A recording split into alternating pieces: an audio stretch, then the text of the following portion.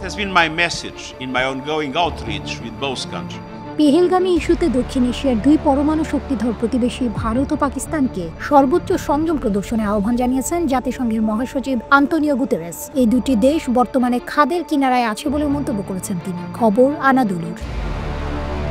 সোমবার নিউ ইয়র্কে জাতিসংঘের সদর দপ্তরে ভারত পাকিস্তানের সাম্প্রতিক উত্তেজনা নিয়ে এক প্রশ্নের জবাবে জাতিসংঘের মহাসচিব এই কথা বলেন। গুতেরেস বলেন, গত কয়েক বছরের মধ্যে সর্বোচ্চ উত্তেজনার মধ্যে রয়েছে এবং বর্তমানে দুই দেশই রীতিমতো ফুটন্ত অবস্থায় আছে। যেহেতু উভয় দেশই একটি জটিল পরিস্থিতির মধ্যে দিয়ে যাচ্ছে, তাই বর্তমানে উভয়েরই উচিত হবে শান্ত থাকা। একমাত্র তাহলেই খাদের কিনারা থেকে সরে আসা সম্ভব। আমি ভারত ও পাকিস্তান উভয়কে সর্বোচ্চ সংযম প্রদর্শনের আহ্বান জানাচ্ছি। গত 22 এপ্রিল বিকেলে ভারতের জম্মু ও কাশ্মীর রাজ্যের পেহেলগাম জেলার বৈশরণ তৃণভূমিতে পর্যটকদের উপর হামলা চালায় বন্দুকধারীরা। পরে লস্কর-ই তৈয়বার উপশাখা দ্য রেজিস্ট্যান্স ফ্রন্টের দায় স্বীকার করে।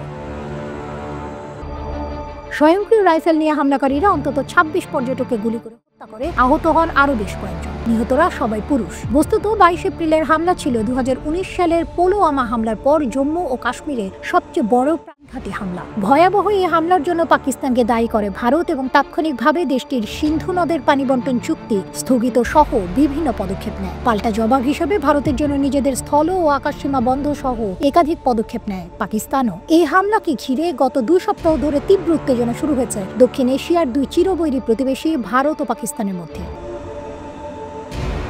আসসালামু আলাইকুম। প্রজন্ম টেলিভিশনকে আমার পক্ষ থেকে আন্তরিক শুভেচ্ছা, অভিনন্দন এবং ভালোবাসা। সত্যের সন্ধানে থাকবেন, এটি আমার প্রত্যাশা।